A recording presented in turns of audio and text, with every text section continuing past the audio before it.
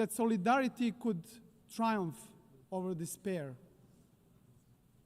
Despite the unprecedented destruction, the idea of peace and unity triumphed over division and hostility.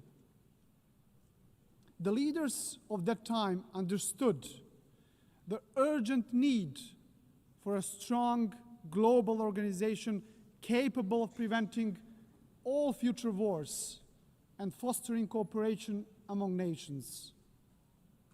As part of the former Yugoslavia, Montenegro was among the founding nations of the United Nations. We have so far established an international system that promotes peace, upholds rules-based global order, safeguards human rights, and fosters sustainable development.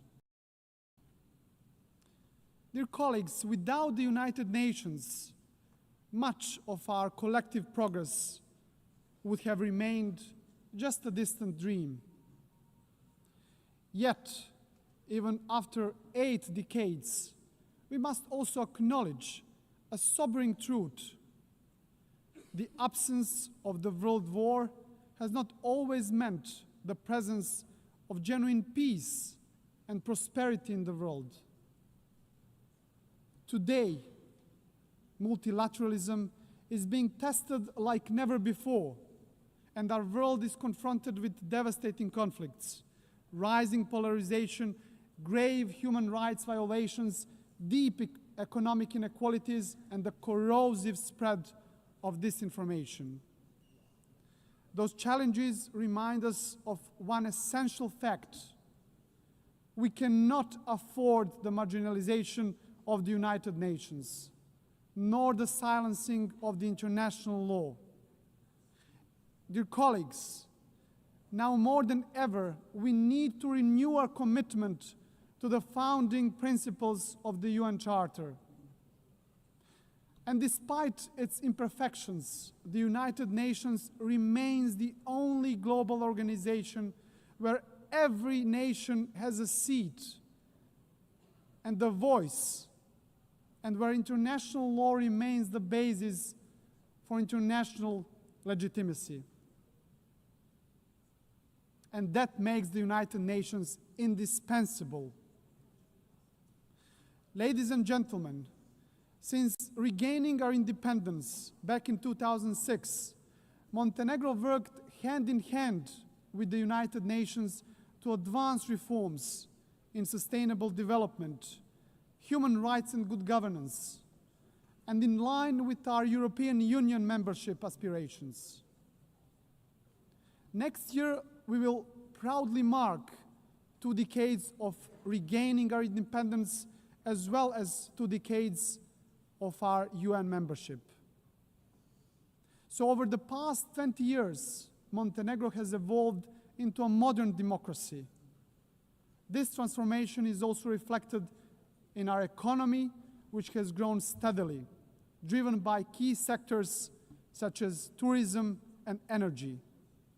Our resilience has been tested by many global crises. Yet, Montenegro remains firmly committed to building a knowledge-based economy that fosters sustainable development and contributes to regional stability and regional prosperity. Montenegro's commitment to the United Nations and multilateralism remains a cornerstone of our foreign policy, fully in harmony with our European and Euro-Atlantic paths, and our dedication to good neighborly relations and regional cooperation. With NATO membership as the pillar of our security, our strategic focus is now on joining the European Union by 2028. It's an ambitious goal, dear colleagues, yet one that is now firmly within our reach. And as the most advanced EU candidate country, Montenegro remains steadfast in implementing structural reforms and fully aligned with the European Union's common foreign and security policy. We are convinced that the EU integration is a catalyst for lasting progress, stability, and ultimately security of the European continent. And in this process, Montenegro is not only a beneficiary, but also a contributor, demonstrating that enlargement strengthens the European Union as much as it strengthens the candidate countries. Your Excellencies, to strengthen multilateralism, we also must confront its weaknesses. The Security Council is increasingly paralyzed and unable to fulfill its mandate as the primary guardian of peace and security. The latest example is the war in Ukraine, which has brought unimaginable suffering to the people of Ukraine. And Montenegro welcomes recent diplomatic efforts of the international community led by the United States aimed at achieving a just and lasting peace. And we sincerely hope that these efforts will succeed. At the same time, Montenegro is deeply concerned about the unfolding humanitarian suffering of the Palestinian people in Gaza. And we call for an immediate ceasefire. Montenegro also strongly condemned the horrific terrorist attack by Hamas on October the 7th, 2023, and calls for unconditional release of all hostages. Montenegro has consistently supported a peaceful resolution of the Israeli-Palestinian conflict based on the two-state solution in full accordance with international law and relevant United Nations resolutions. And this is why we also endorsed the New York Declaration on the peaceful settlement of the question of Palestine and the implementation of the two-state solution. Dear colleagues, dear delegates, Montenegro fully supports the implementation of the UN Pact for the Future, as well as the Seville Compromise, a renewed global commitment for financing sustainable development, as important steps in strengthening our collective capacity to respond to global challenges. And we also believe that the upcoming second World Summit for Social Development must move decisively beyond deliver concrete, tangible solutions that will improve lives of people across the globe. Ladies and gentlemen, back in 1991, Montenegro proudly became the world's first ecological state, a milestone that proclaimed our commitment to the highest principles of environmental protection, the preservation of nature, and the pursuit of sustainable development. UN Agenda 2030 remains our guiding light for sustainable development, and Montenegro takes pride in being among the first countries in the world to integrate all the SDGs into its national framework almost a decade ago. A further important step in advancing the implementation of the 2030 Agenda was the creation of the SDG Acceleration Fund, a powerful mechanism for financing SDG goals. Ladies and gentlemen, for Montenegro, the priority is clear, which is to create conditions that will enable our young people to build their future at home, offering them equal opportunities to thrive. And by insisting on the value of knowledge and ensuring equal access to education, we strive to reduce inequalities and empower our citizens to reach their full potential. Ladies and gentlemen, Climate change must be tackled globally and urgently. And it is no longer just warnings from the scientists. It is floods that swallow villages and cities, fires that destroy forests, fields, and homes, and delaying a more decisive action on the international scale means gambling with the lives of those who live today, but also of the future generations.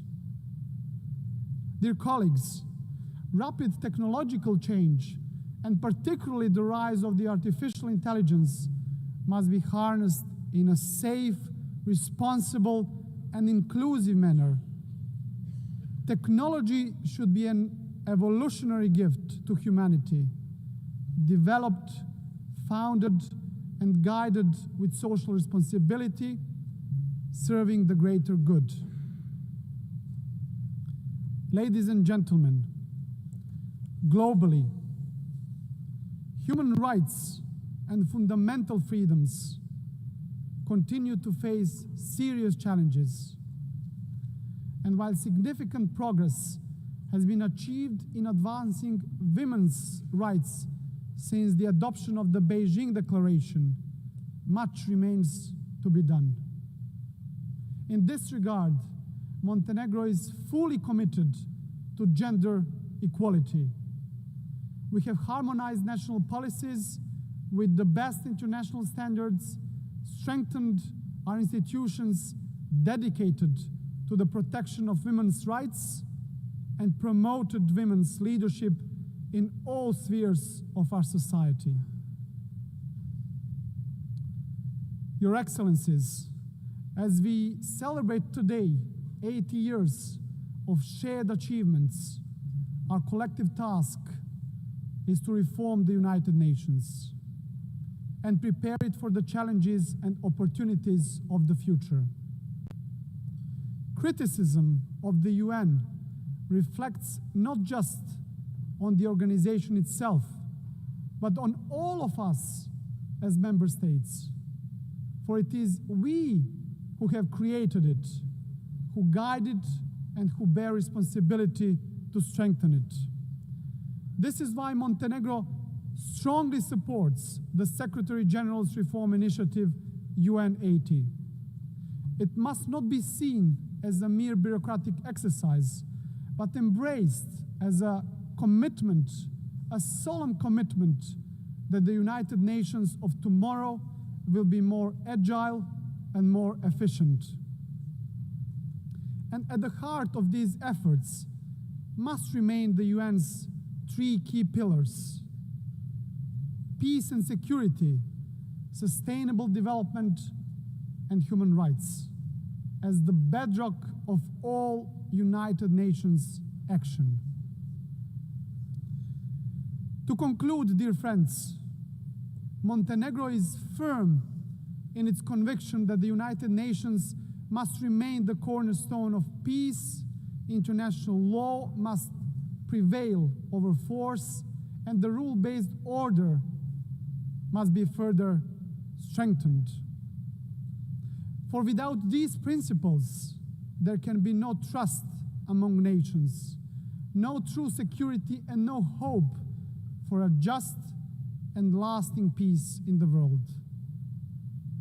And let me, at the end, quote the most famous writer from our part of the world and the Nobel Prize laureate, Ivo Andrić, who wrote in his masterpiece, The Bridge on the River Drina, "Of everything that man erects and builds in his urge for living, nothing is, in my eyes, better and more valuable than bridges. They are more important than houses, more sacred than temples, for they belong to all and are equal for everyone." Dear colleagues, this timeless truth reminds us that bridges are not only structures of stone, but structures of peace.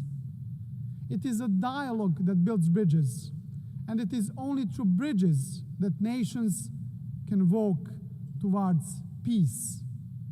So our task is not to be passive heirs of history, but active builders of a better legacy.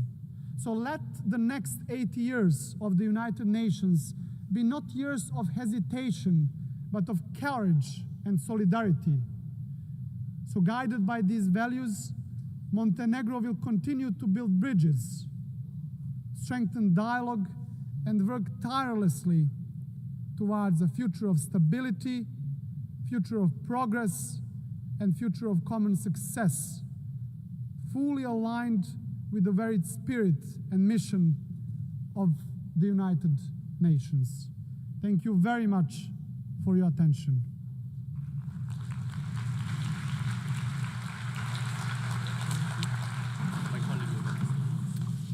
On behalf of the Assembly, I wish to thank the President of Montenegro.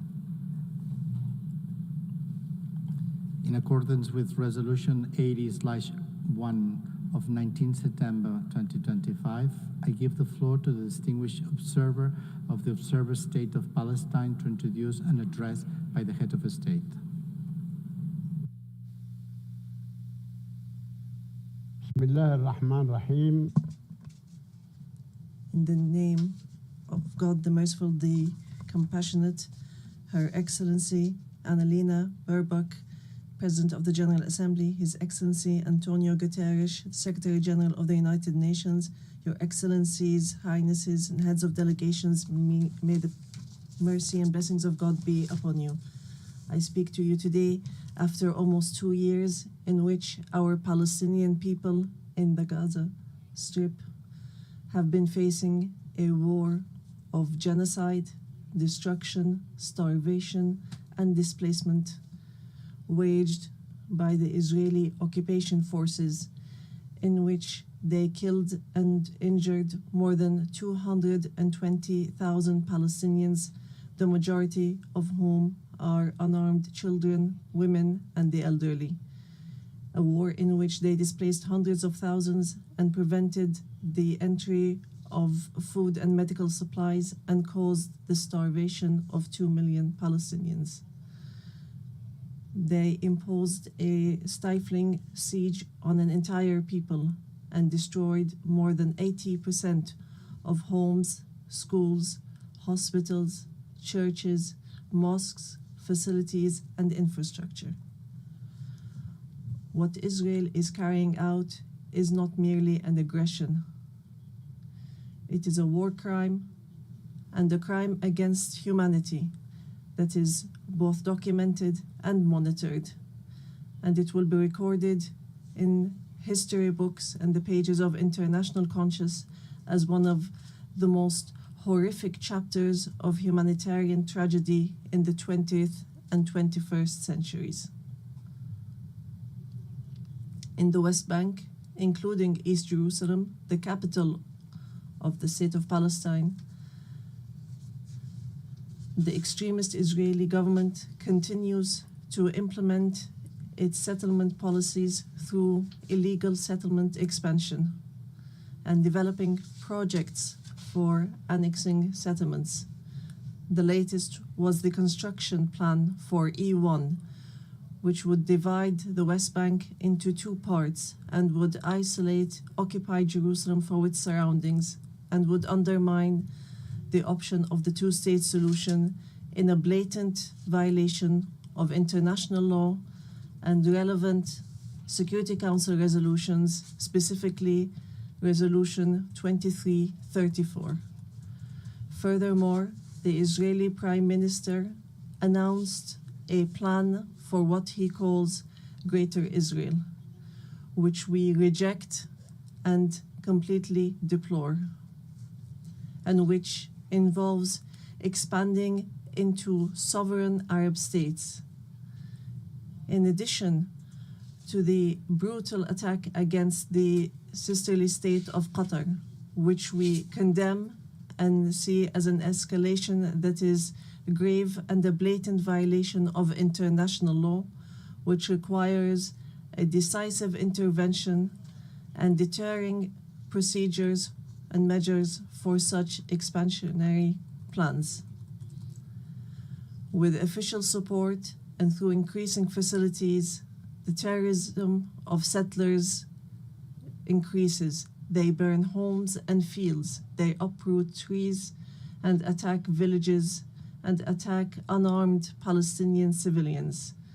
In fact, they kill them in broad daylight under the protection of the Israeli occupation army. Furthermore, the Islamic and Christian religious sites in Jerusalem, Hebron, and Gaza Strip have not been spared the attacks which have damaged the mosques, churches, and cemeteries in a blatant violation of the historic status quo and in a clear violation of the provisions of the international law. Despite all what our people have suffered, we reject what Hamas carried out on the 7th of October. These actions that targeted Israeli civilians and took them hostages, because these actions do not represent the Palestinian people, nor do they represent their just struggle for freedom and independence. We have affirmed, and we will continue to affirm, that the Gaza Strip is an integral part of the state of Palestine, and that we are ready to bear full responsibility for governance and security there. Hamas will not have a role to play in governance. Hamas and other factions will have to hand over their weapons to the Palestinian National Authority as part of a process to build the institutions of a one state, one law, and one legal security forces. We reiterate that we do not want an armed state. Ladies and gentlemen, our wounds are deep and our calamity is great. 7 million Palestinians are still living the tragedies of the Nakba and displacement since 1948.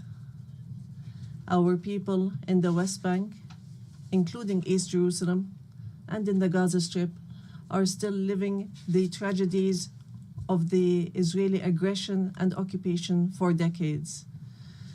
Years that our people have spent under occupation, killing, arrests, and settlement, and the theft of money, property, and lands.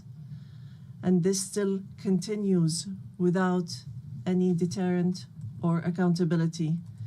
Years of oppression, deprivation, and the protection for the occupier, and enabling the occupier instead of protecting the people under the occupation, and more violations of the rights of our Palestinian people to self-determination, to freedom, dignity, independence, and sovereignty on the land of the occupied state, on the land of the state of Palestine occupied since 1967, including East Jerusalem. More than 1,000 resolutions at the United Nations, not one of them was implemented. There have been many efforts, many international initiatives without reaching an end to this tragic situation that the Palestinian people are living under the yoke of occupation. In 1993, we signed the Oslo Accords, and we adhered to all its items, and we recognized the state of Israel. Israel, at the time, recognized the Palestine Liberation Organization as the sole legitimate representative of the Palestinian people.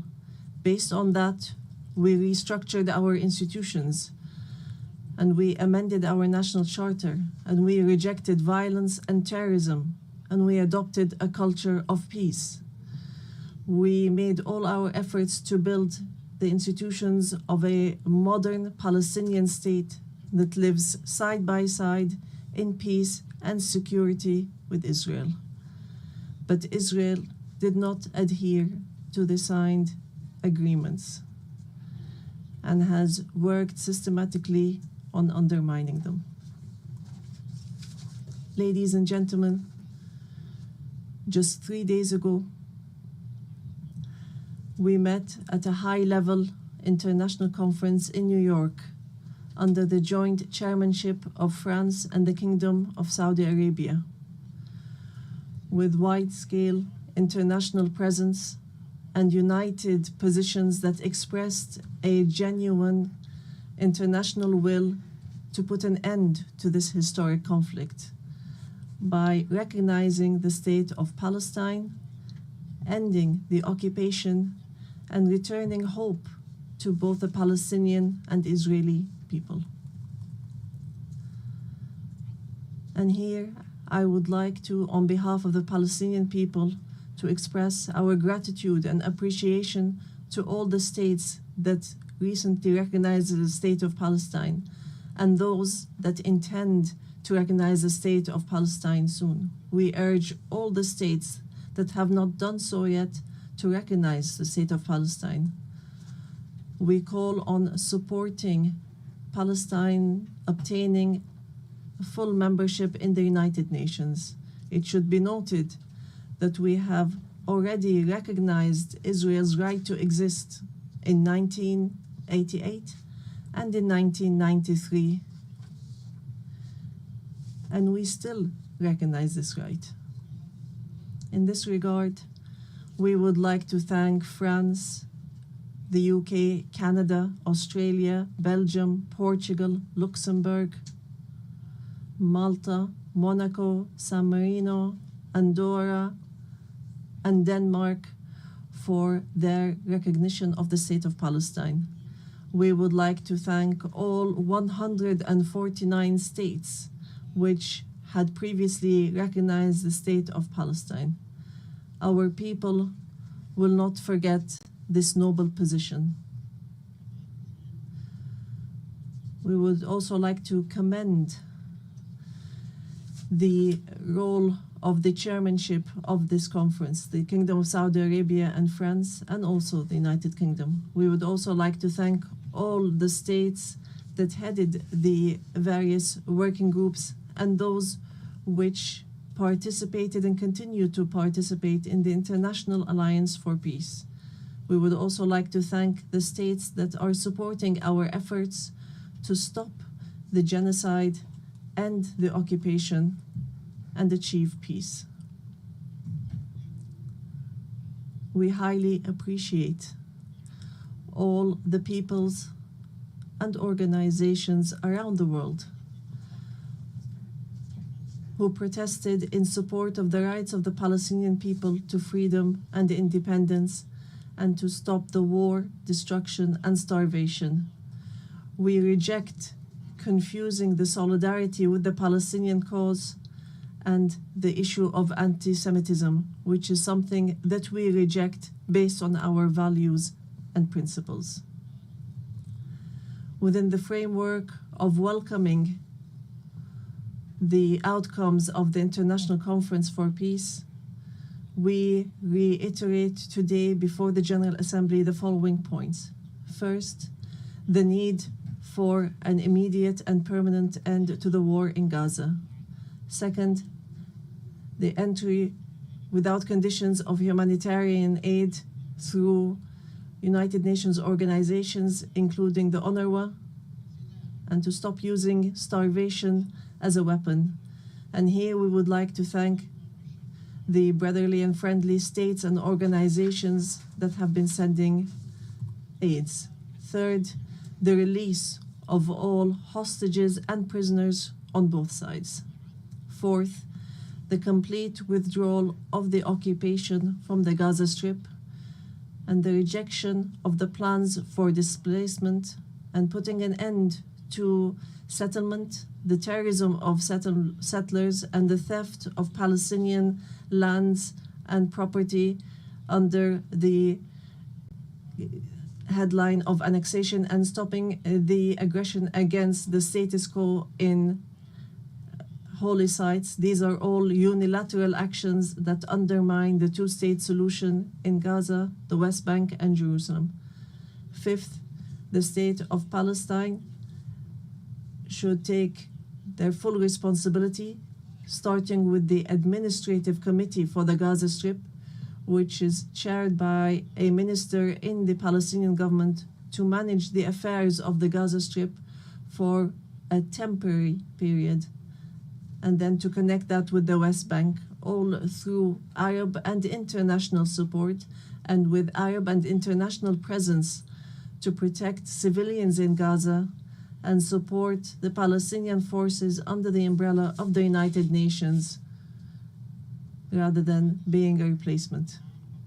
Sixth, to guarantee that the residents of the Gaza Strip remain on their lands without displacement, and to implement a recovery and reconstruction plan in both the Gaza Strip and the West Bank. Seventh, releasing the Palestinian tax money that is being held by the State of Israel unjustly, and lifting the economic siege and the barriers from the Palestinian cities, villages, and refugee camps. Eighth, supporting our national efforts towards reform and conducting presidential and parliamentary elections within a year after the end of the war. The practical procedures has begun. A committee has been assigned to draft a temporary constitution, and it will end its work within 3 months, so that we move from authority to state. We want a modern and democratic state that abides by international law, the rule of law, and multilateralism, and the peaceful transition of power. And we are extremely keen to empower women and the youth. Ninth, we declare that we are ready to work with US President Donald Trump and with the Kingdom of Saudi Arabia and France, the United Nations, and all partners to implement the peace plan that was approved in the conference that was held on the 22nd of September, in a way that would lead towards a just peace and regional cooperation. Ladies and gentlemen, today we say clearly, peace cannot be achieved if justice is not achieved. And there can be no justice if Palestine is not freed. We want to live in freedom, security, and peace like all other people on earth, in an independent, sovereign state on the borders of 1967, with East Jerusalem as our capital, in security and peace with our neighbors. We want a modern civilian state that is free of violence, weapons, and extremism, one that respects law, human rights, and invests in people, development, technology, and education, not in wars and conflict.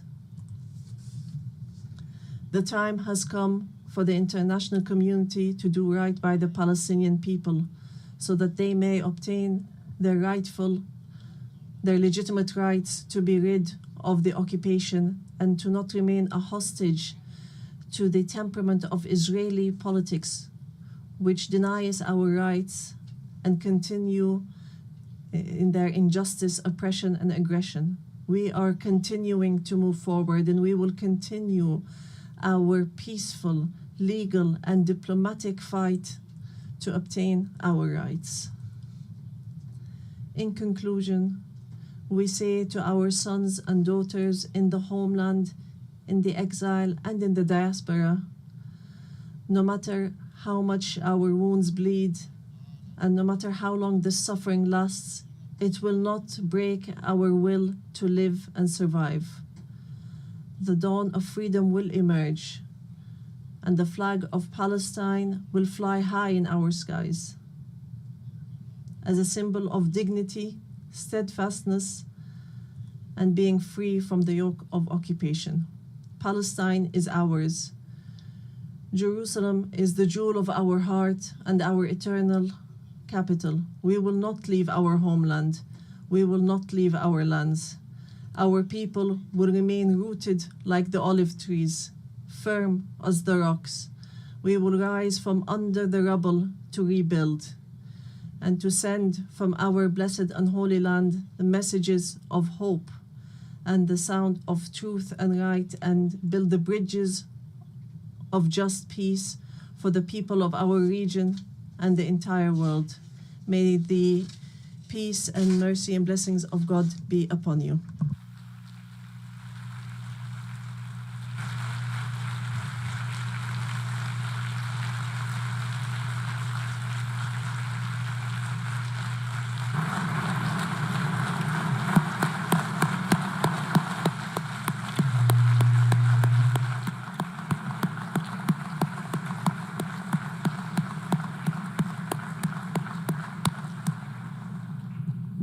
On behalf of the Assembly, I wish to thank His Excellency Mahmoud Abbas, President of the State of Palestine.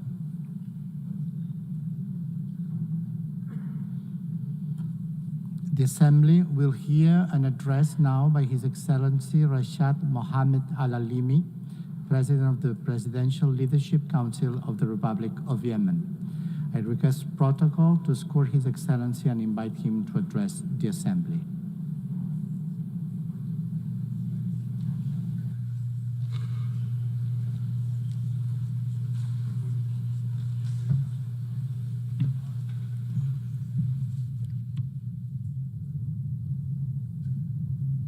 Bismillahir-Rahman. In the name of God, most gracious, most merciful. My statement today will be entitled, For Yemen, for the World. Your Majesties, Your Excellencies, Your Highnesses, Madam President of the General Assembly of the United Nations, Mr. Secretary General, ladies and gentlemen, distinguished delegates. I would first like to offer Madam Annalena Baerbock and her friendly country, the Federal Republic of Germany, I'd like to offer them our sincere congratulations on her election as President of the United Nations General Assembly. I wish her success in leading this session, which we attach great importance to as under the slogan, Better Together for Peace, Development and Human Rights. I would also like to commend the efforts of the Secretary General of the United Nations, Mr. Antonio Guterres.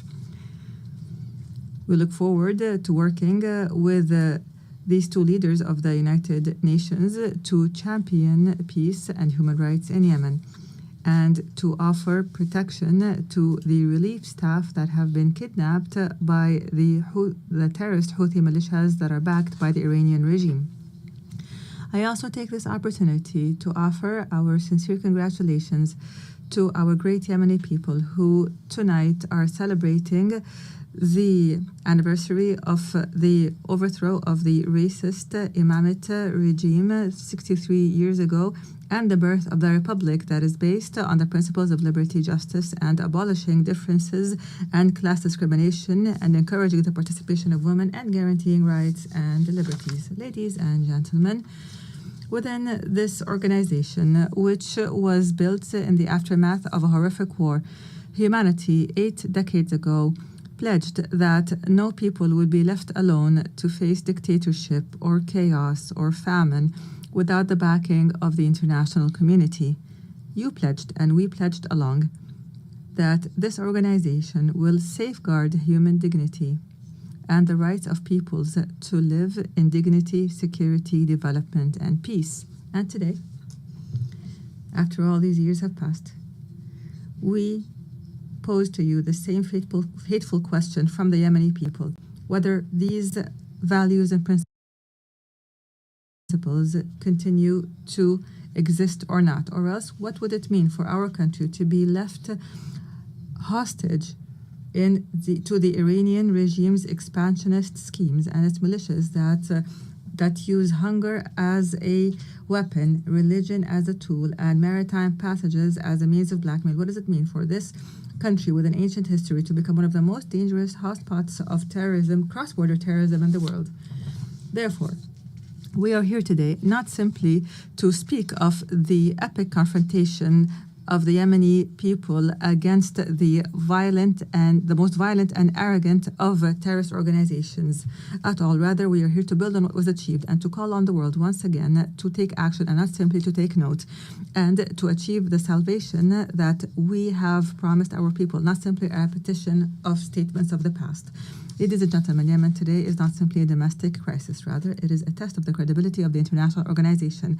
After a decade has passed to the coup that was orchestrated by the Houthi militias supported by the Iranian regime against the national consensus, our people are living one of the gravest humanitarian crises, facing security threats that transcend our borders and spread to the region and the entire world. The Houthi militias are no longer a rebel group in a remote area in the country. Rather, the Houthi militias are an international terrorist organization armed to the teeth with an advanced Iranian arsenal, including ballistic missiles and drones and booby-trapped boats and sea mines and fissile projectiles and other qualitative weapons that are internationally banned. In addition, this outlaw group supports networks that smuggle drugs and utilize new technologies to disrupt communications and guidance systems in an attempt to transform Yemen into a laboratory to experiment with the weapons of its supporters. These are not simply tools of war. Rather, this is a scheme to redraw the map of Iranian influence in the region. And those who are lenient with this group today must imagine how tomorrow will be when the Red Sea and maritime passengers fall prey permanently to this terrorism. Therefore, ladies and gentlemen, the past years have proven that the policy of conflict management, by offering more incentives, has only brought more disaster and destruction. Moreover, the policy of containment has given the Houthi militias the time and the resources to further expand its arsenal. The United Nations was unable to protect its own staff who were kidnapped in Sana'a, unable to protect the oil installations and the commercial ships.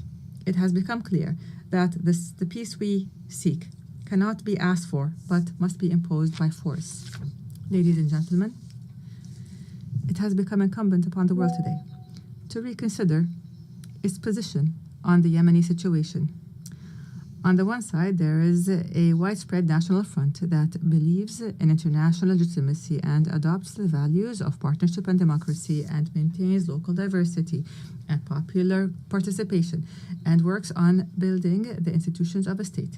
This is the front that I represent today, myself and my brothers, the members of the Presidential Council and the government, which is a member of the United Nations and represents all Yemenis, men and women alike. In return, we have an exclusionary, sectarian, fascist organization that does not believe in the principles of international legitimacy and which conducts cross-border terrorism and adopts an authoritarian theocracy that is opposed to human rights, which is embodied by the Houthis and their supporters. Unfortunately, the disregard by many of the essence of the Yemeni crisis has encouraged the Houthi militias to go further in threatening peace regionally and internationally and targeting energy sources and maritime passages and even kidnapping and abusing United Nations staff. Ladies and gentlemen, I've spoken to you from this podium in the past. And at the time, I asserted that the government of the Republic of Yemen is always ready to embrace a comprehensive peace, even if that includes making painful concessions, as long as they come in the interest of the Yemeni people. However, and after our efforts to maintain peace have failed, it has become necessary to move collectively and firmly to impose peace. Therefore, I call on you today to form an effective international coalition to restore security and stability to Yemen, a coalition that would rebuild the institutions of the state and would liberate the country from the clutches of the militias and all forms of terrorist groups. Ladies and gentlemen, the United Nations General Assembly, in its 80th session, seems to be in dire need to prove to its members that international law is not simply a myth, and that the rules-based international order is not simply a selective call. Yemen and Gaza, in this context, are the moral testing ground of this important organization. They are the place where we can definitely confirm that the might of right is still able to confront the right of might. And here, the Palestinian cause lies in the heart of this issue as a wound that continues to bleed, and the central cause of the Arab people, which is now also witnessing an important transformation, so the overwhelming recognition of an independent state. And here we would like to express our sincere gratitude to our brothers and sisters in the Kingdom of Saudi Arabia for their efforts, along with their French partners, to achieve these unprecedented political gains. We'd also like to confirm here our full support for the Palestinian Authority and the two-state solution in accordance with international legitimacy resolutions and the Arab Peace Initiative. And we call upon the rest of the member states to recognize Palestine and to support the rights of its people and their dignity. And at the same time, we reiterate our rejection of the use by outlying militias of this just cause that has, as a trading card, which has only brought Palestine more isolation and destruction. Your Majesties, Excellencies, and Highnesses, in the midst of this suffering of the Yemeni people that has lasted for 11 years, our brethren have not left us alone, namely the Kingdom of Saudi Arabia, the United Arab Emirates, who have not only worked to protect the Yemeni state from collapse, but for the entire region from falling into the clutches of the Iranian scheme. They have presented a practical model of strategic partnership based on development. The world must adopt this model and not simply watch it. At the end of last week, our brothers in the Kingdom of Saudi Arabia once again announced additional economic aid to the country's budget and basic services at a time when the Yemeni government is facing extreme financial bottlenecks. And we hope that the international community would join this effort so that we could keep millions of Yemenis alive. Mr. President, ladies and gentlemen, the title of my statement today was For Yemen, for the World. We are not calling upon you today to simply work for Yemen, but for the entire world. Yemen must not be left to fall prey for blackmail and terrorism, because this would mean opening the door to more victims, and this would deliver a blow to the credibility of this organization and its principles. What we ask from you are not new statements, but international action, firm international action to support the legitimate government as a trusted partner on the ground. The time has come to launch an international coalition that will liberate Yemen from terrorism and rebuild its national state, and would guarantee the security and the security of the region and the world from the dangers of cross-border terrorism. And this is what we call for, to regain sovereignty in our country and put an end to the chapter of militias once and for all. I thank you, and peace and God's blessings be upon you.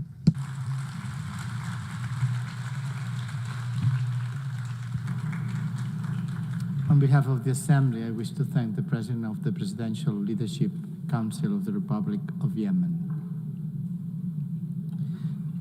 The Assembly will hear now an address by Her Excellency Gordana Dzizhanovska-Davkova, President of the Republic of North Macedonia.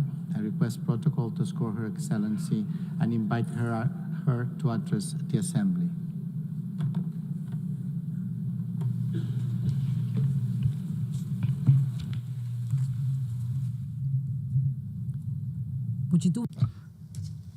Honorable Member President of the United Nations General Assembly, Annalena Baerbock, Distinguished Secretary General of the United Nations, Mr. Guterres, esteemed Excellencies, ladies and gentlemen. Being the foundation of international law and multilateralism, the United Nations have prevented another war war and numerous conflicts and have alleviated the consequences of many humanitarian crises. They have helped many nations embark on the path to sovereign equality, lifted millions of extreme poverty, and educated entire generations. They have inspired a global movement for rights and freedoms, for social justice and equality. They have raised awareness of environmental protection and mobilized humanity in the fight against climate change. For these and many other achievements, the United Nations, its agencies and leaders have won no less than 12 Nobel Peace Prizes. Nevertheless, the United Nations today face a geopolitical and geoeconomic earthquake that is shaking the foundations of the post-World War II order. Today's crises stem from deep tectonic shifts, undermining the principles that shaped the world for the past 80 years. A new geopolitical era is emerging before our eyes. Instead of acting together on the urgent challenges such as peace and security, climate change and environmental destruction, artificial intelligence and growing inequalities, we seem to be heading towards a post-Hobbesian state of war of everyone against themselves. Instead of a single international order, parallel orders seem to be emerging, each with its own rules, values, and interests, often directly against one another. Being paralyzed and isolated when most needed, I wonder if the United Nations is turning into the League of Nations. The signs are all around us. Instead of creating a sense of shared future, humanity is facing wars and loss of humanness. With international humanitarian law increasingly ignored, hunger is weaponized and humanitarian workers are targeted. Amid everyday violence, the world is oscillating between nihilistic pessimism and hedonistic escapism, between hopeless lamentation and heartless indifference, as in the first decades of the 20th century. The tremors of the international order have opened deep geopolitical fault lines. One of the most active is in Ukraine, where war has been raging for 3.5 years. Russia's aggression is a flagrant violation of the Charter of the United Nations and a direct threat to international peace and security. We also express our deep concern of the recent violations of the airspace of Poland, Romania, and Estonia, every one of them a NATO member state. We supported the joint statement of September 12 and call for immediate de-escalation, full respect for international law, and use of preventive diplomacy to reduce tensions and preserve peace. Your Excellencies, the geopolitical fault line also runs through the Western Balkans region. The Macedonian accession process to the European Union has been continuously obstructed for 20 years, but not on the basis of objective Copenhagen criteria, but for subjective nationalistic reasons. The latest EU condition to start our negotiations is a new imposed amendment to the Constitution. The Constitution, lex superior and, in Rousseau's sense, a social contract between citizens, represents the most internal matter of any state. Our Constitution provides 4 initiators for amendments: the President of the Republic, the government, at least 30 members of parliament, and 150,000 citizens. It is clear that neither our neighbors nor the European Union are authorized proposers of amendments. We emphasize that conditioning the start of negotiations to new constitutional amendments once again reopens issues of history, culture, and language, questions we have been assured were settled by the Prespa Agreement with Greece. We are constantly reminded that agreements must be respected. Pacta sunt servanda. We note that the Treaty of Friendship, Good Neighborliness, and Cooperation with Bulgaria contains no provisions for constitutional amendments. Finally, through the constitutive acts, the EU defines itself as a unity of diversity and commits to respecting cultural and linguistic diversity, national and cultural identity, and dignity and integrity. How then is it possible that we are asked to discuss and negotiate with a neighbor about history, culture, and language? Time and again, we stress that we perceive ourselves as Europeans and deeply believe in the European project that brought peace and economic prosperity after the Second World War. The European ideal remains our greatest inspiration and strategic aspiration. As a country dedicated to good neighborly relations and regional cooperation, we do not seek disputes with our neighbors. What we desire is to be integrated in the Union, but without additional conditions and with national dignity preserved. We warn that after the war in Ukraine, the blocked European integration of the Western Balkans is not only a political, but also a security issue. With the political door closed for the Western Balkan countries and the door wide open for influences of third geopolitical centers of power, it is ironic that the Union calls for resilience towards them. Must we end up on the Security Council's agenda for the EU to unblock enlargement? If the European Union wants to be a geopolitical union, it must not leave the Western Balkans in a geopolitical vacuum. As the President of the European Commission has noted, the European Union must break the armor of consensus as soon as possible if it wants to complete the reunification of Europe and become a strong geopolitical factor again. Madam President, esteemed Excellencies, finally, I cannot but not address one of the most geopolitically volatile regions, the Middle East and Gaza. The Middle East has an ancient and rich tradition of inter-religious and inter-ethnic coexistence. History has shown that diversity, when respected, can be a source of cultural enrichment and long-term peace.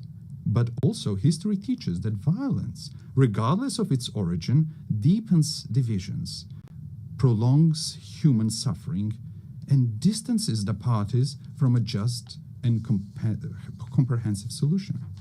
We are convinced that sustainable peace in the Middle East can only be achieved through dialogue and diplomacy, in accord with international law. The inviolability of human life and dignity must be respected, even in times of war, in accord with international humanitarian law. In that spirit, we reaffirm our support for international efforts aimed at de-escalation, inclusive dialogue, and direct negotiations. Esteemed Excellencies, these geopolitical fault lines and tensions point unequivocally to the following. Without multilateral institutions and procedures, without international law and principles that would tame the strong and protect the weak, we will reenact the Thucydides Melian dialogue, with the strong doing what they can and the weak what they must. Consider how repeated violations of the United Nations Charter were tolerated, clearing the path for new ones. Remember the General Assembly resolutions left unenforced, the International Court of Justice's judgments disregarded and its opinions ignored, and the peace initiatives obstructed in the Security Council. Facing with the dysfunction of the current international order, some realists advise forgetting international treaties and conventions as a needless burden and seeking shelter in regional blocs and alliances. For them, the fastest and best way to resolve crisis is outside the United Nations without a Security Council mandate.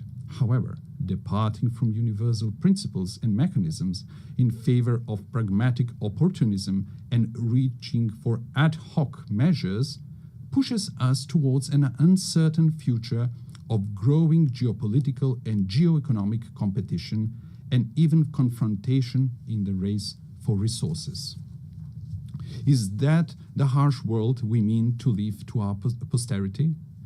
The alternative is to try to revitalize multilateralism and make its institutions more resilient to these systemic shocks. Respected Madam President, respected attendees, young generations have the right to a renewed charter, to a reformed and strong United Nations that will enable them to live in peace among nations and peace with nature. These reforms must not be cosmetic, but profound, to enable greater inclusiveness, harmonization between values and mechanisms, optimization of national and global interests, and functional institutions. The UN reforms depend on whether they are seen as an opportunity to renew the rules-based international order or as a challenge to the privileges of some member states. Yet, what is the point of being a privileged member state of a dysfunctional, irrelevant, marginalized international organization? For effective United Nations, it is necessary for the Security Council to be reformed, to be more inclusive, accountable, and responsible for maintaining international peace and security. The General Assembly must evolve into a representative policy-making body rather than a debate club. The implementation of International Court of Justice judgments must become mandatory for all member states, ensuring the rule of international law. Reform is needed not only for all challenges, but also for new ones. Artificial intelligence brings enormous opportunities, but also incalculable risks for our civilization. It is not just a technological leap. Its impact may be greater than the industrial and digital revolutions. Aware of this, my country and I support the proposal to make artificial intelligence a priority of the 80th session. Next year, we will elect a new Secretary General of the United Nations. We need a person with leadership skills, with rich diplomatic experience, and ability to bring differences and build consensus, but also deeply humane and committed to the vulnerable. The next top diplomat of the world must possess knowledge, patience, and tact. After 8 years, it is high time for a woman to be a Secretary General of the United Nations. In a world dominated by strong men, often with weapons, we need strong women with wisdom and empathy. I believe that women who are, along with their children, are the greatest and most numerous victims of wars, have an inalienable right and obligation to prevent them. The anarchic international order is a threat to all, but especially to small states. It is natural for small and medium-sized states to be the greatest supporters of the United Nations reforms. Distinguished Excellencies, let me share with you what we are doing in this regard. We supported the adoption of the Pact for the Future as a new global social contract. Living in one of the most climate vulnerable regions in the world, the Mediterranean, Macedonian citizens are already experiencing the consequences of the climate crisis, such as extreme weather conditions. That is why we supported the implementation of the Paris Agreement at COP29 in Baku. We supported the Sevilla commitment on financing for development and integrated the Sustainable Development Goals in our National Development Strategy 2024-2044. At the third UN Ocean Conference in Nice, we committed to strong international ocean governance supporting the action plan. We are making great efforts to promote women's leadership and the implementation of the Agenda on Women, Peace and Security. We signed the new 2026-2030 framework for cooperation with the United Nations to ensure inclusive social and human development, sustainable economies and decent work, resilient and green societies and ecosystems, the rule of law, and good governance. Esteemed Excellencies, we are standing in front of a great test. Either we will guarantee an international order based on visionary principles, or we will rush towards a catastrophe of unimaginable proportions for humanity. Former Secretary General Dag Hammarskjöld reminded us that the United Nations was not created in order to bring us to heaven, but in order to save us from hell. We should recognize the United Nations for what it is: an admittedly imperfect but indispensable instrument of nations in working for peaceful evolution towards a more just and secure world order. Let's give them that chance. Thank you.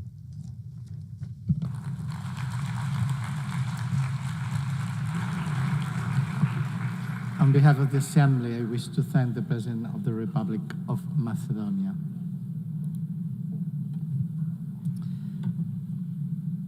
L'Assemblée va entendre l'allocution de son The Assembly will now hear the statement of His Excellency, Mr. Anthony van Laurent Saint-Cyr, President of the Presidential Transition Council of the Republic of Haiti. I request Protocol 2 accompany His Excellency, and I invite him to speak before the Assembly.